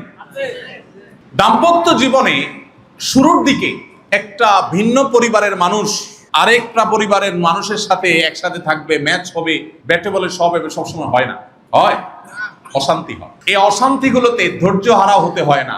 আমি বলছিলাম সাক্ষাৎ শয়তান দেখানোর কথা, সাক্ষাৎ শয়তানের কথা বলছিলাম। অনেক ছেলেদেরকে বলবে যারা পর্দা মর্দা মানে না, নামে মুসলমান, তার বউ তার বন্ধুদের সাথে দেখা দেয়, আছে না নাই? কেমন মানুষ আপনি? আপনার বউয়ের ছবি তুলে ফেসবুকে দিচ্ছেন, কমেন্টে আপনার এক বন্ধু, আপনার ফেসবুক ফ্রেন্ড, সে লিখে দিচ্ছে কি মাশাআল্লাহ। চোখের গুনাহ করে, চোখের জেনা করে কি লিখতেছে মাশাআল্লাহ। মানে কোথায় মাশাআল্লাহ বলবে আর কোথায় নাউজুবিল্লাহ বলবে এটা জানা নাই, মাশাআল্লাহ। আর কি লেখে বলেন? Nice, beautiful. আর নামার দরকার নেই, থাকো। আচ্ছা, একজন নারীর সৌন্দর্য আর একজন পুরুষ, পরপুরুষ, গায়রে মাহরাম পুরুষ তিনি কোন নারীর সৌন্দর্য অবলোকন করার পর তার মনের ভিতরে বাই ডিফল্ট একেবারে প্রকৃতিগতভাবে কি চিন্তা আসে? ফাতাবারাকাল্লাহু আহসানুল খালিকিন, না? কি বলেন, কি চিন্তা আসে? আপনারা জানেন না? সবাই জানেন। আপনি যখন অন্য কোন নারীর খোলামেলা পোশাকে দেখার পর আপনার মধ্যে বাজে চিন্তা আসে, কেউ যদি বলেন না ভাই এটা আসে কেন, এটা তো আপনার মনের সমস্যা, আপনি মন ঠিক করেন। হ্যাঁ, অবশ্যই আপনি মন ঠিক করা উচিত, কিন্তু দুনিয়ার সব মানুষের মন তো আমি নিয়ন্ত্রণ করতে পারবো না। পারবো? এখন এই যে একজন পুরুষ আরেকজন নারীর সৌন্দর্য অবলোকন করার পর, খোলামেলা দেখার পর তার মনের ভিতরে বাজে চিন্তা আসে, আসে না? আসে না? তো আপনি যখন আপনার স্ত্রীর সৌন্দর্য মানুষের সাথে শেয়ার করছেন, বন্ধুর সাথে শেয়ার করছেন, স্ত্রীর সাজাগোজা নিয়ে বলছেন দোস্ত এই যে তোর ভাবি, দোস্ত দেখে যা যা কমেন্ট করার করলো। দোস্ত যদি পুরুষ হয়ে থাকে আর সত্যবাদী হয়ে থাকে, ওর মনের ভিতরে আজ হোক কাল হোক বাজে চিন্তা আসবেই আসবে। যদি বলেন না আমার মনে কোনো খারাপ চিন্তার নামগন্ধ কিচ্ছু আসে না, তাইলে হয় অসুস্থ আর না হলে মিথ্যুক। হয় মিথ্যুক, না হলে অসুস্থ। ঠিক না? ঠিক বলেন। যদি বলে না না আমার ফেরেশতা, আমার একেবারে সুবহানাল্লাহ মা বোন ফিল হয়, বাট এটা হলো ওই বিদ্যুতের 440 লাইনের মতো, এখন বিদ্যুৎ নাই, কখন আসবে তুমি নিজেও টের পাবা না। আল্লাহ তাআলা এমনি এমনি পর্দার বিধান দেন নাই। আল্লাহ সৃষ্টিকর্তা, আল্লাহ জানেন তার কোন সৃষ্টি কিভাবে চললে সেটা রাইট ওয়েতে চলবে এবং সেটা সুফল মানুষ পাবে, এই জন্য আল্লাহ তাআলা বিধান দিয়েছে। এখন যারা নিজেদের পরিবারের মধ্যে এই যে আপনার পর্দার কালচার নাই, পর্দার কৃষ্টি নাই, তারা তাদের স্ত্রীদের বন্ধুদের সাথে দেখা করান, আবার বন্ধুদের স্ত্রী তারা দেখবেন এদের মধ্যে অনেক সময় হয়, সব সময় না, বন্ধুকে দেখবেন অনেকে উস্কে দেয়, দোস্ত বা ভাই আপনার মতো এরকম রাজপুত্র, ইস যে কোনো মেয়ে আপনি বিয়ে করতে পারতেন, এটা কি আপনার কোথা থেকে করলেন? এটা হলো সাক্ষাৎ শয়তান, এটা হলো সাক্ষাৎ এ উস্কাই দিল আর কি, অশান্তি। আবার মহিলারা যায় বলবে কি, একটু সুন্দর সুন্দর হইলে ভাবি ইস আপনার মতো এত সুন্দর একটা মানুষ আপনি রাজপুত্র বিয়ে করতে পারতেন, যাক নসিবে যা আছে, এই একটু আলটা মানে দিল আর কি। সাক্ষাৎ ইবলিস, সাক্ষাৎ। অন্যের পরিবারের মিথ্যা সুখের গল্প দিয়ে নিজের সংসারে অশান্তি করবেন না। বন্ধু এসা গল্প দেয় তার বউয়ের, তোর ভাবির সাথে আমার কি যে মহব্বত। আরে ভাই যতই বলুক চুলাচুলি হয়ই হয়, ঝগড়া হবেই হবে, একটু হইলেও হবে। নবীজি সাল্লাল্লাহু আলাইহি সাল্লাম স্ত্রীদের মধ্যে অভিমান করে মসজিদে এসে শুয়ে রয়েছে, সাহাবী ওমর রাদিয়াল্লাহু তাআলার মধ্যস্থতা সেটা দূর হয়েছে, হয়েছে না? হালকা মনোমালিন্য তো হয়েছে, অভিমানও হয়েছে, এটা হবেই, এটা জীবনের অংশ। যদি কেউ বলে তাহলে সে হয়তো একটা দিক বলতেছে, তার অন্য অশান্তির দিক আছে যেটা আপনি জানেন। এই জন্য ভাইরা আমার, আল্লাহ কোরআনে কারিমে বলেছেন ওয়াশিরুহুন্না বিল মারুফ, তোমরা স্ত্রীদের সাথে সুন্দরভাবে যথাযথভাবে জীবন যাপন করবে। অনেক পুরুষ আছেন ছোট লোকই করেন, অনেক মহিলা আছেন না ছোট লোকই করেন। খোঁটা দেওয়া, খোঁচাখুচি করা, দোষ চর্চা করা, এগুলো অনবরত করেন, আছে না নাই? আমি কোনো বিয়ে পড়াইলে সাধারণত যত বিয়ে পড়াই আমি কমন কয়েকটা কথা বলি, এর ভিতরে একটা কথা বলি, নতুন বর যেটা বিয়ে করছে ওটার হাত ধরে বলি, ভাই শুনো সুখে থাকতে চাও তো? হ্যাঁ হুজুর সুখ তো চাই। একটা সূত্র বলে দিই তোমার, কি? আজকে যায় বউর হাতে মুড়ি ধুয়ে যাবা, হাতে হাত রেখে বায়াত নিবা যে আপনার আনুগত্যের অঙ্গীকার করিলাম চিরতরে, ব্যাস লেখা চুকে যাবে, তোমার শান্তি পৃথিবীর কেউ ঠেকাতে পারবে না। আমাদের অফিসে যত ফোন আসে, আলেমদের একটা টিম আছে, তারা এই ফ্যামিলি কাউন্সিলিং, পারিবারিক ঝগড়া ঝাঁটি তালাক এগুলো নিয়ে কাজ করে। এগুলা যে দেখভাল করে একজন আলেম আছেন আমাদের, বেচারা অবিবাহিত, তো তারা আমি প্রায় বলি এই তুমি বিয়ে করবা না? সে বলে সে বিয়ে করার স্বাদ মিটে গেছে আমার, ফোনে স্বামী স্ত্রী যা হয় এগুলা শুনতে শুনতে আমার সাহস শেষ। তো সে বলে সে তবে একটা লাভ হয়েছে আমার, এই ফ্যামিলি কাউন্সিলিং এবং পারিবারিক ঝগড়াঝাটি এগুলো নিয়ে কাজ করে আমার একটা এক্সপিরিয়েন্স হয়েছে। বললাম কি এক্সপিরিয়েন্স? বললো যে আমি দেখছি যেই পরিবারে স্বামী বউয়ের কথা মতো চলে সেখানে কোনো অশান্তি নেই, অশান্তি হয় ওখানে যেখানে স্বামী বউয়ের হাতে মুড়ি ধয় নাই, সেখানে শুধু কি হয়? অশান্তি। দেখুন আল্লাহ তাআলা এই জন্য বলেছেন ওয়াশিরুহুন্না বিল মারুফ, হে স্বামীরা তোমাদের স্ত্রীদের সাথে তোমরা সুন্দরভাবে সংসার করবে, জুলুম করবে না। অনেক পুরুষ আছে খোঁচাখুচি করেন, আছে না নাই? কত খোঁচাখুচি যে আছে। আবার একই আইটেম মহিলাদের মধ্যেও আছে। খোঁচাখুচির আমি 50টা নজির দেখাতে পারি। এমন এক সাবজেক্ট দিয়েছেন, ফজর পর্যন্ত আলোচনা করলে শেষ হবে না। খোঁচাখুচির একটা নজির বলি। মনে করেন বউয়ের বাপের বাড়ির থেকে খোঁজ খবর নেয় নাই, হয় না এরকম? বউ অসুস্থ, আপনার শালা সম্বন্ধে তারা ফোন দেয় নাই, খোঁজ খবর নেয় নাই, আসে নাই। অনেক স্বামী আছে স্ত্রীকে ওইটা দিয়ে খোঁচা মারে, আছে না? তোমার ভাইটা আসলো না, তোমার আব্বা একবার ফোন দেয়নি, তোমার মা আজ 4টা দিন তুমি বিছানা শোয়া, একটা বার ফোন দিল না। বলে কি বলে না? এখানে অনেক আসামি আছে এ কাম করেন। আল্লাহর জমিনে যদি 10টা ছোট লোকই থাকে, এটা তার মধ্যে একটা। আপনি কোন অধিকার আপনার স্ত্রীকে এই কথা বলেন? আপনি যদি ভালো আদর্শ স্বামী হয়ে থাকেন, আপনি যদি ভালো মুসলমান হয়ে থাকেন, তাহলে আপনার কর্তব্য স্ত্রীকে বরং সান্ত্বনা দেওয়া। তোমার আব্বা আম্মা হয়তো ব্যস্ত, আসতে পারেন নাই, হয়তো কোনো কারণে ওনারা ফোন করতে পারেন নাই, বাদ দাও, আমি আছি না, ইনশাআল্লাহ আমি বেঁচে থাকতে তোমার কষ্ট হতে দেবো না। এটা হলো আদর্শ স্বামীর কাজ। আর বেয়াদব স্বামীর কাজ হলো কি? খোঁচা দেওয়া। কোনো মেয়েকে তার বাপের বাড়ি থেকে খবর না নিলে তার কি সুখ লাগে? সে তো এমনি মনে কষ্ট আছে, তার মুখটা ছোট। এর মধ্যে যখন আপনি আবার বলবেন তার মুখটা কি ছোট হবে না বড় হবে? ঠিক একই কাজ মেয়েরাও অনেকে করে। মেয়েরা খুশি হয়ে যায় না আবার যে আমাদের পক্ষে বাজে এসে গেছে। মেয়েরা অনেকে করে, বেশি আর কম তো আপেক্ষিক। অনেক মেয়েরা করে। কিভাবে করে? আচ্ছা, তুমি তোমার ভাই বোনের জন্য কি না করছো, কিন্তু তোমার ছেলেদের জন্য একটু বিষও কোনোদিন এরা কিনে দিয়েছে কোনোদিন? বলে না? বলে না? তুমি তোমার এই বাপ মার কথায় কি না করলা, সব করলা, কিন্তু এরপরও ওই ছেলের দিকেই টানে। বলে কে বলে না? এটাও আরেক অমানসিকতা এবং অভদ্রতা, অসৌজন্যতা এবং মুসলমান সুলভ আচরণ না। কারণ আপনার স্বামী তার ভাই বোন দ্বারা যদি নিগৃহীত হয়, তার কাছে কি ভালো লাগে? তাহলে আপনার দরকার সান্ত্বনা দেওয়া। বাদ দাও, ভাই ব্রাদার ওরা ভুল করছে, একসময় বুঝবে হয়তো, আর না বুঝতে না বুঝুক। ওরা তোমার হক নষ্ট করছে, ওরা আল্লাহর কাছে দায়ী থাকবে। তুমি টেনশন করবা না, আল্লাহ ভরসা, আমরা সুখেছি, আমাদের কোনো চাহিদা নাই, আল্লাহর কাছে পাইলেই হলো।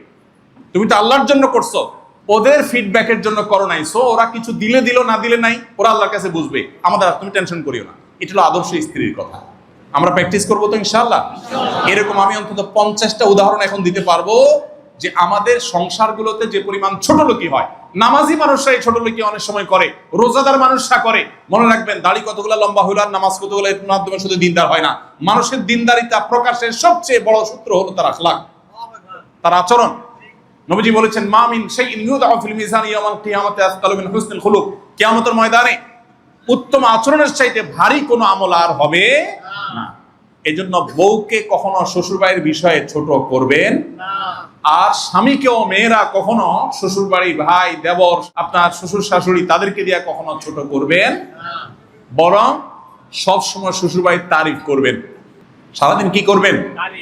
তারিফ করবেন। তারিফ আর তারিফ বউয়ের কাছে, যে আপনার শ্বশুর শাশুড়ির মতো মানুষ হয় না, আপনার শালার মতো মানুষ পৃথিবীতে আর নাই, শালা একটাই আছে দুনিয়াতে, শালি এইটাই। আর রান্নার শ্বশুরবাড়ি, ওহ, এর চেয়ে মজা দুনিয়াতে কোথাও নাই। শুধু তারিফ করবেন। আমাকে এক বড় ডাক্তার, একজন বড় শিল্পপতি, দেশের একেবারে প্রথম 5-10 জনের মধ্যে একজন হবে, আমাকে এই বুদ্ধি শিখাইছে। বলছে, হুজুর, আপনারা হুজুর মানুষ, বিভিন্ন জায়গায় যায় যায় খান, পরের বাড়িতে অনেক বেশি খাওয়া লাগে আপনাদের, না খাইতে উপায় নাই, মানুষ খাইতে বলে।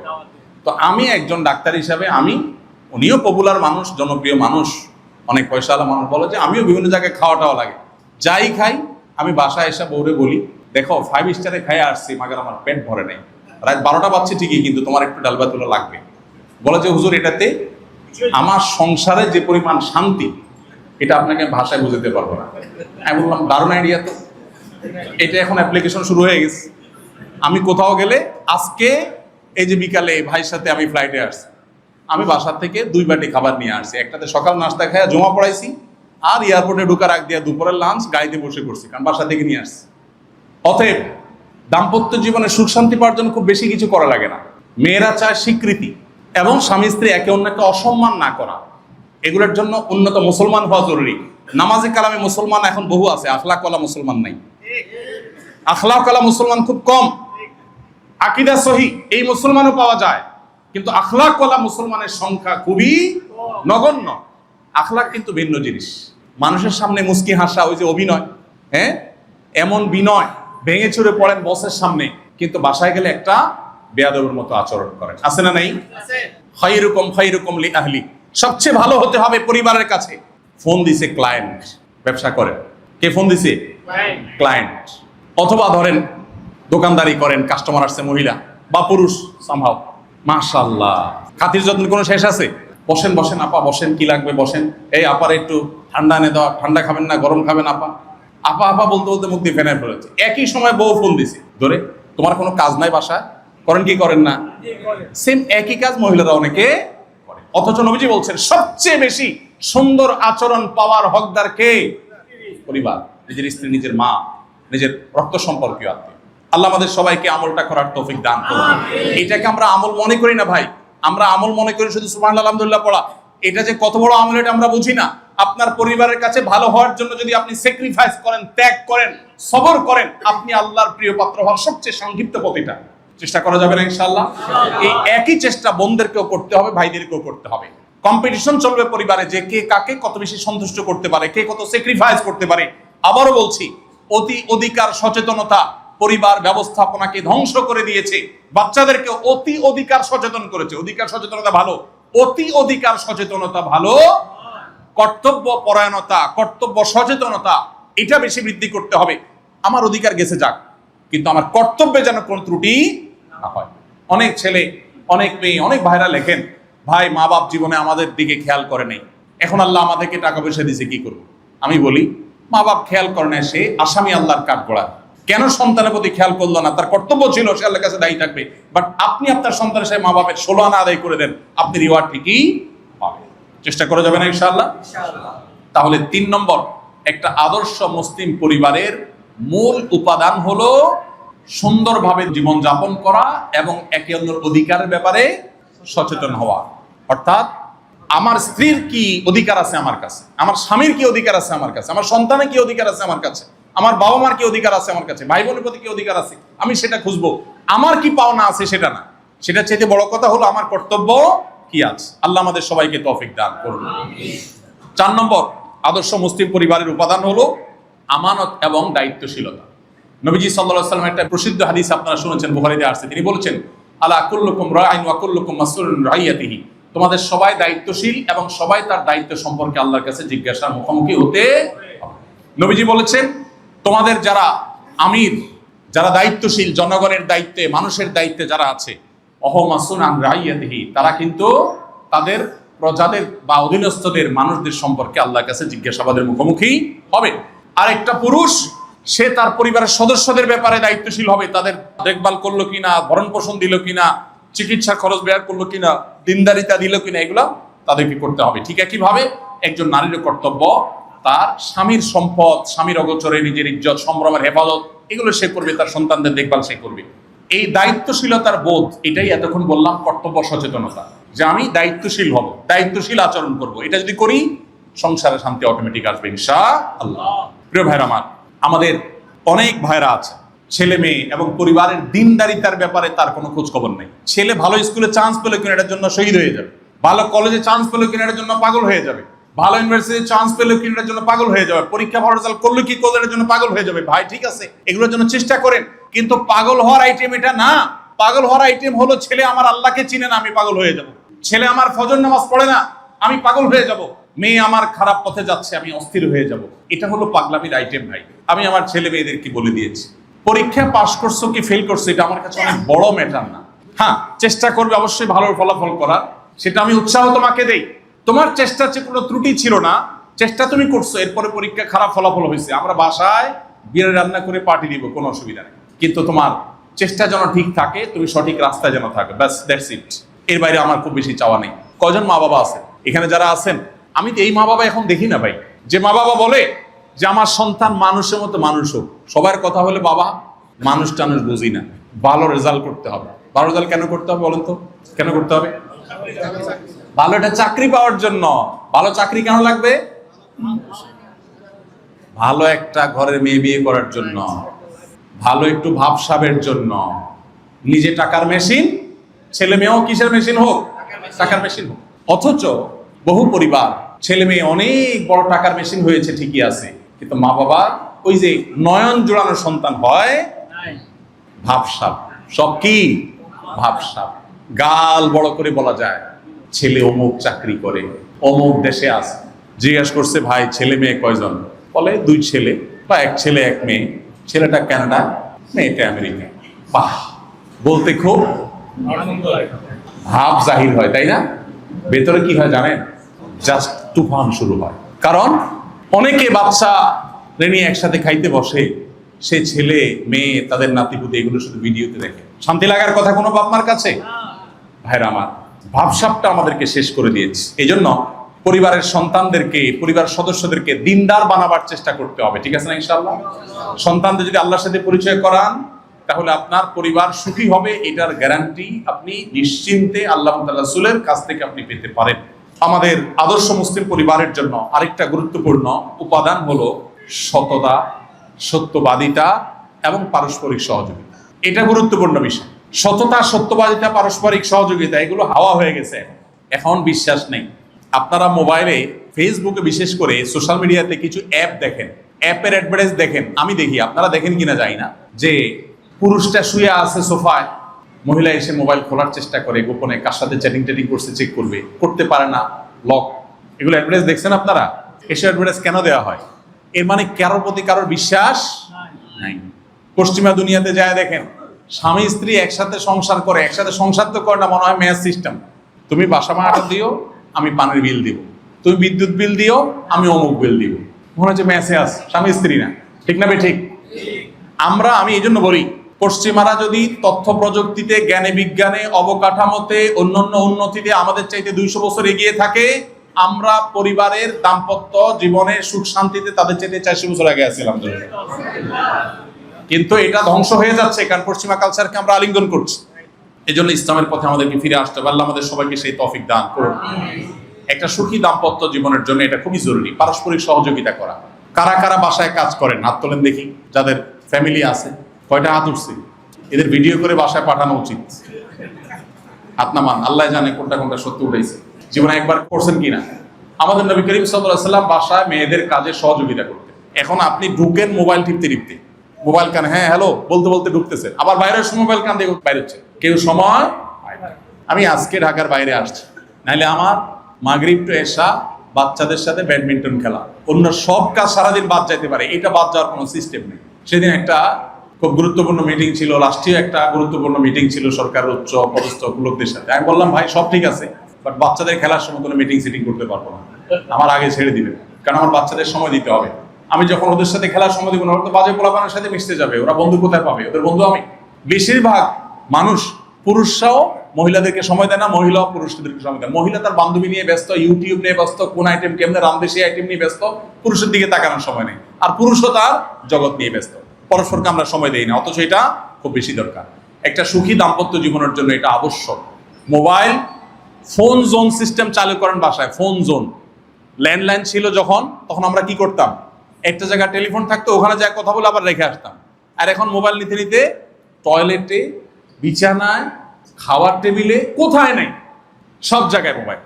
এই আসক্তি আমাদেরকে ধ্বংস করে দিয়েছে। এই জন্য এটা থেকে আমাদের বেরিয়ে আসতে হবে। উত্তম আদর্শ মডেল হওয়া, এটা পরিবারের জন্য খুব জরুরি একটা বিষয়, বিশেষ করে বাচ্চাদের জন্য। বাচ্চারা কিন্তু শুনে শিখে না, তারা দেখে শিখে। বাচ্চারা কিতে শিখে? দেখে শিখে, শুনে শিখে না। লেকচার দিবেন লম্বা লম্বা, করবেন উল্টা পাল্টা, বোরে গালি দিবেন, বাচ্চা শুনবে গালিটা, ও কিন্তু গালিটাই শিখবে। মিথ্যা কথা বাচ্চার সামনে বলবেন, আর বাচ্চারা বলবেন বাবা মিথ্যা বলতে হয় না, তখন বাচ্চা মনে করবে যে এটা কথার কথা, মূলত ওইটাই করতে হয় যেটা বাপ করতেছে। ঠিক না ভাই? ঠিক। এই জন্য তাদের সামনে আদর্শ হতে হয়, উত্তম উদাহরণ হতে হয়, এবং দাম্পত্য জীবনের সর্বক্ষেত্রে সুখের মূল মন্ত্র হলো ধৈর্য এবং তুষ্টি। ধৈর্য এবং তুষ্টি, যা আছে সে অবস্থায় ধৈর্য ধারণ করা, আর যেটা হয়েছে সেটাতে মেনে নেওয়া। এগুলো হলো একটা সুখী দাম্পত্যের জন্য পূর্ব শর্ত এবং মূল উপাদান। এগুলো হলো একটা দাম্পত্য জীবনের সুখ শান্তি দিবেন। আল্লাহ আমাদের সবাইকে, আমাদেরকে পারিবারিক জীবনে সুখী হওয়ার তৌফিক দান করুন। আমাদের পরিবারের সদস্যদের সবাইকে আল্লাহ তাআলা মুত্তাকিদের ইমাম বানায় দেন। আমরা যেন সবাই দাম্পত্য জীবনে আল্লাহর ফরমাবরদার, আল্লাহর অনুগত, আল্লাহর এবং তার রাসূলের অনুসারী বান্দা হিসাবে আমাদের পরিবারগুলোকে যেন গড়ে তুলতে পারি, সেই তৌফিক আল্লাহ তাআলা দান করুন। আমাদের সন্তানরা দুধে বাঁধে থাকুক, তার চেয়ে বড় কথা তারা দিনদার থাকুক, আল্লাহ ভীরু থাকুক, তারা দিনমুখী থাকুক, তাহলে ইনশাআল্লাহ এই পরিবার আপনার পরম সুখের কারণ হবে, এই পরিবার আপনার কাছে উপভোগ্য হবে। আল্লাহ আমাদের সবাইকে আমলের তৌফিক দান করুন।